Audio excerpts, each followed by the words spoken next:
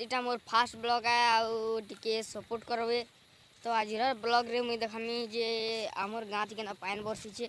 तो खेत मैंने देखी पार्थो इटा पूरा देखी पार्थो बाट कादो ही फुल कादो है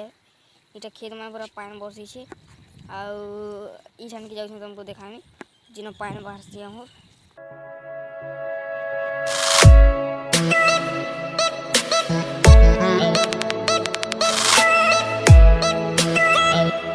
तुम्हें मैंने भावुत हो इटा गोटे जोर है बोले लेकिन जोर नुहे इटा खेत है आउ इटा खेत धान भी जगा होता जिनटा कि पान आला बेले इटा सब खापी दीची इटा देख के दूटा पान जाऊे इटा के बर्षी भाव इन ढुकी तार जाऊे देख इन पान बाहर देख इटा जो ना जाऊे हेन ढुकी इनके पान बाहर